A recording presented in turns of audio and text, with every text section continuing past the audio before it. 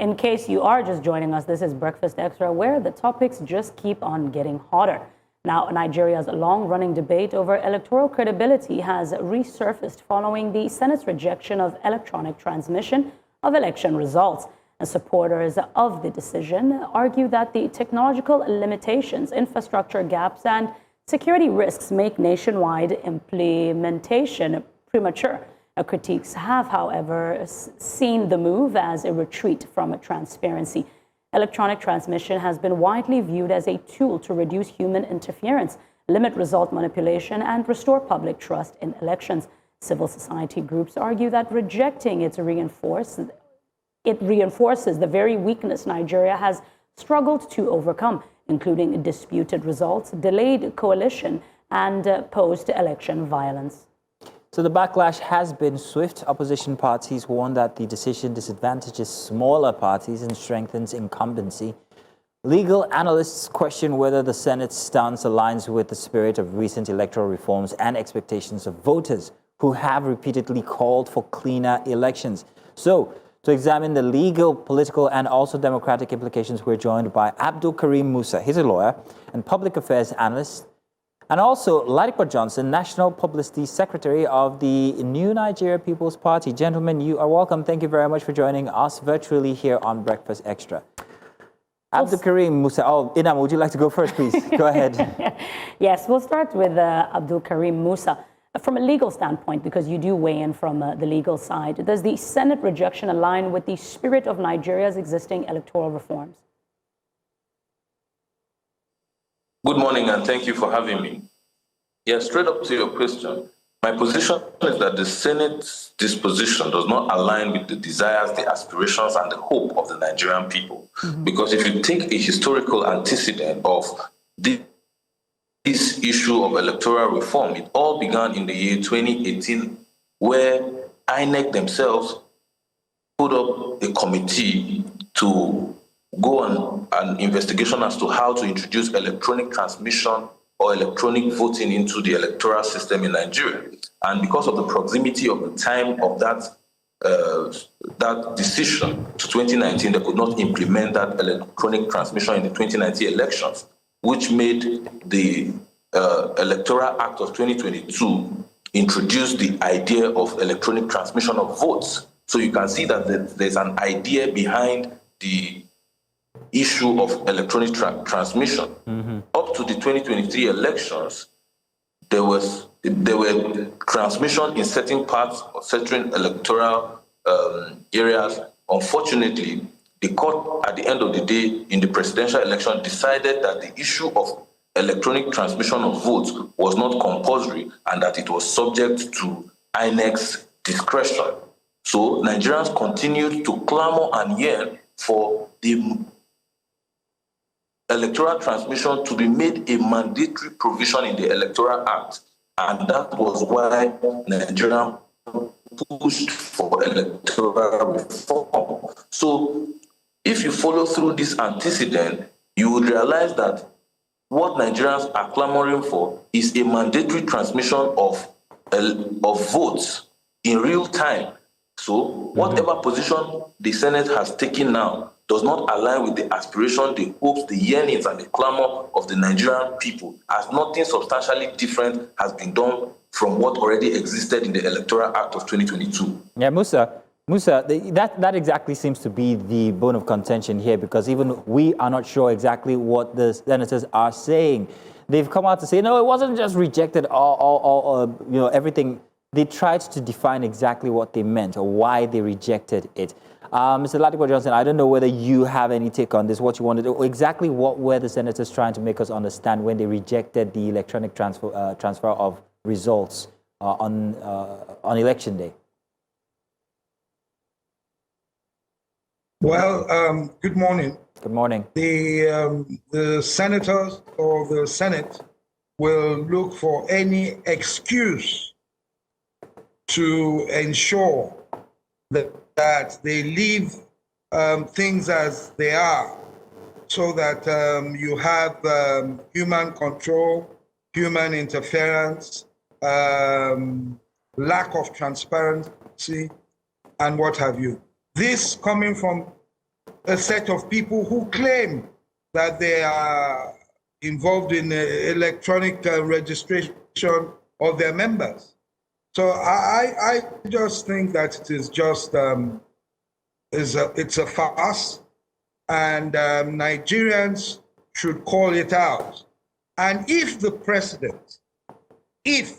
Mr. President wants Nigerians to believe that he is truly a Democrat, then they must always seek to improve on our laws, electoral guidelines and laws, infrastructure. And as such, he should reject that bill and tell his party people that he controls to ensure that what the people of Nigeria want is inside the bill. Now, still on you, Mr. Johnson, politically, if we look at the voters especially, what message does this send to voters who supported reforms aimed at transparency? Well, what the message it sends out, unfortunately, is that we're beginning to see already that we will not be having free and fair elections in 2027. That's the message. Because a lot of people across board, say that they want this in the law, in the electoral. Because INEC, the courts last time said it wasn't a mandatory requirement. And we said, okay, let's correct it. And people are cross-board. But obviously, those in control, those representatives in control, the Senate this time, have thought that, no, it pays us better to go the other way. So we'll give any excuses and whatever. And so the people already, going back to your question, are beginning to feel or are beginning to realize that this government has no intention to deliver better elections or free and fair elections. It's only elections according to their terms that they're free to deliver. But gentlemen, let's take a look at exactly why the senators did not agree to this electronic transfer. Some of them sound a little bit, reasonable. I want to start with technical and infrastructural concerns here. They said some senators argued that Nigeria's network coverage, power supply, and technological infrastructure are not yet reliable enough nationwide to support real-time electronics upload from all polling units, which has, well, there's a bit of sense in there because we know what it's like, even on a normal day. Speak less of election days. We know what happens there, whether it's deliberate or not. The other reason here, I'm going to need Mr. Musa's help here to define this. The legal framing of it. It's not rejection. It's a legal framing, and this is what they said. The Senate leaders, including President Godswill Akpabio, said they did not intend to remove electronic transmission altogether, but to retain the existing provision and avoid wording that could make implementation unrealistic or legally problematic. They insisted that the basic concept remains permitted, though not mandatory. Musa, if you would help us here, because, I mean, that's a lot. What exactly are they trying to say here, Abdulkareem? Well, yes, that narration by the Senate President is quite mischievous because the ambiguity surrounding the provision of the INEC guideline is what led to the clamor for that guideline to be introduced into Section 60 of the Electoral Act. And what is that ambiguity? The Electoral guideline provided that the INEC officer should transmit or transfer the votes to the IREV upon completion of the election. That provision that had in interpretation of status, when a status used the word or, it means that an option has been created that he can do either of the options created, either to transmit or to transfer.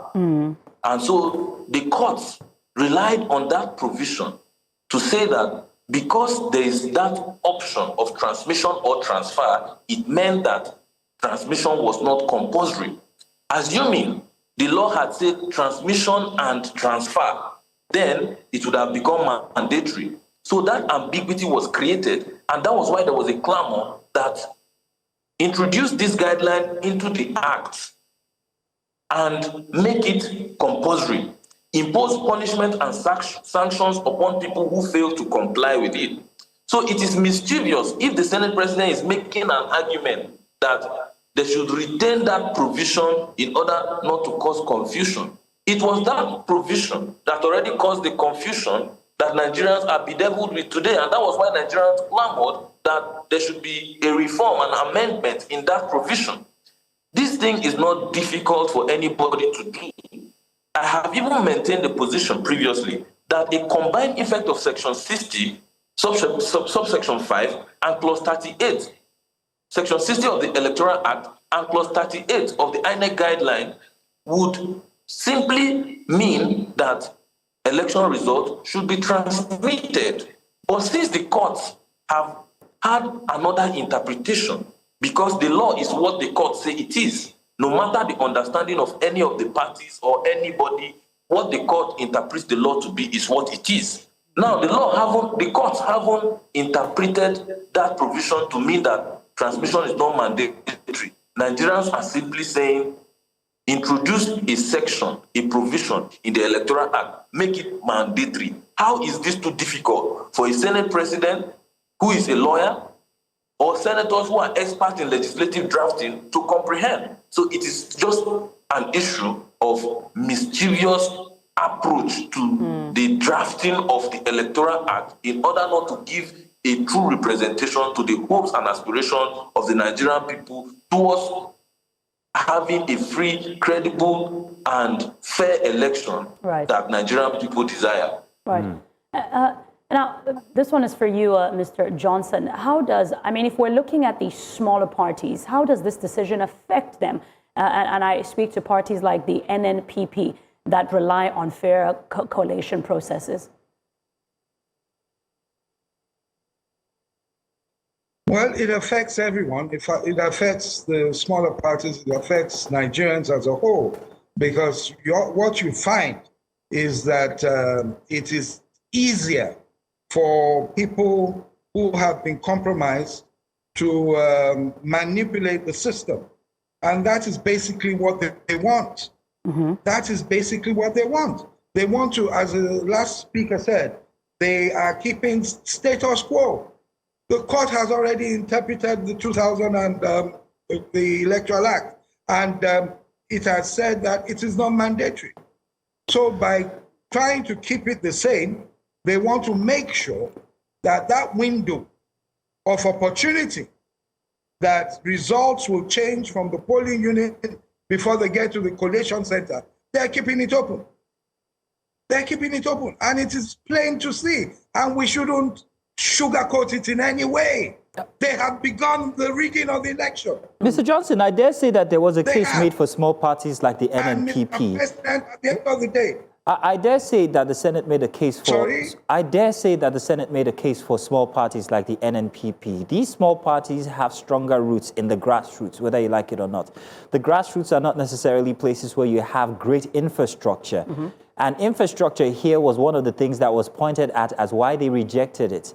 If these small grassroots places it is a joke. And you say this why? Because because if you can monitor your votes, it is all a joke. If you can monitor, if the Senate President goes to his, if he goes to his village, I assure you, the phone network will work. It is all a joke. If they want to do it, they'll do it. You know how much they budget for INEC every year? Let alone election time. Why can't they work on it? They can identify each polling unit. Why can't they work on it? If it is that, even satellite phones. Mr. Johnson, messages. we are out of time. I'm going to ask, what's the way forward for the situation here regarding the reform of the electoral bill? What do you suggest? The way forward, thank you very much. The way forward is that people should make sure this is at the front burner for as long as we have time. And we should call out Mr. President, because this Senate is a rubber stamp Senate. So we don't need to talk about the senators. It is what Aso Rock wants delivered that will be delivered to them. So if Mr. President is really, truly a Democrat, or truly someone who, as he claims, that he fought for democracy, then they should go back and ensure that the clause is included in the Electoral Act, in the amended Electoral Act. He shouldn't sign it otherwise. Now, Mr. Musa, to you, closing remarks in this and response to the same question, please. All right, thank you. My closing remark would be that on the issue of the infrastructural limitations, the simple solution is that Nigerians are not necessarily asking for a real-time, as in immediate transmission, but that before the declaration of the results, let the election